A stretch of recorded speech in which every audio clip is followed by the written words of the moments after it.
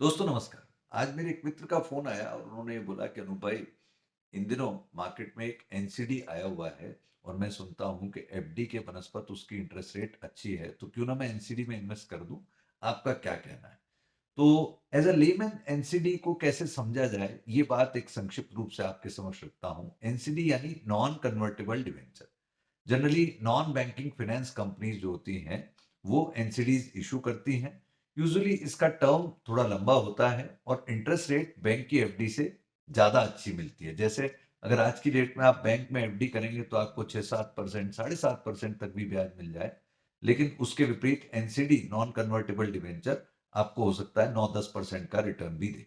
तो higher the risk, higher will be the return. यानी एक बात बड़े क्लियर होकर के चलिए एज एन इन्वेस्टर कि आप अगर एनसीडी में इन्वेस्ट कर रहे हैं तो आप ज्यादा रिस्क ले रहे हैं। अब मैं ये नहीं कहूंगा कि आप एनसीडी में इन्वेस्ट नहीं करें। आप ये समझिए कि मैं जब एनसीडी में इन्वेस्ट कर रहा हूं तो मैं क्या रिस्क ले रहा हूं। रिस्क क्या है? क्रेडिट रिस्क है मेनली। कि अगर कल उस एनबीएफसी पर कोई संकट आता है तो हो सकता है आपका मूल भी खतरे में हो। As compare to that FD जो कि हम बैंक में कराते हैं, यूजुअली 99% सेफ मोड माना जाता है।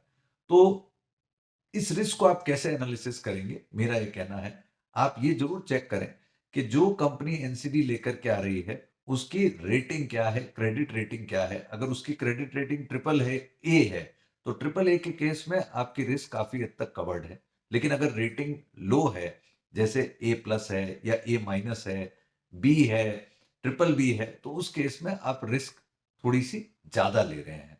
अगेन मेरा मैसेज ये नहीं है कि आप एनसीडी में इन्वेस्ट नहीं करिए, क्योंकि एनसीडी के अपने बेनिफिट्स हैं। पर मेरा मैसेज आपको ये ज़रूर है कि एनसीडी में इन्वेस्ट करने से पहले अपनी रिस्क को इवैल्यूएट करें और फिर इन्वेस्टमेंट का डिसीजन लें। I hope this will be useful. Thank you. जय हिंद।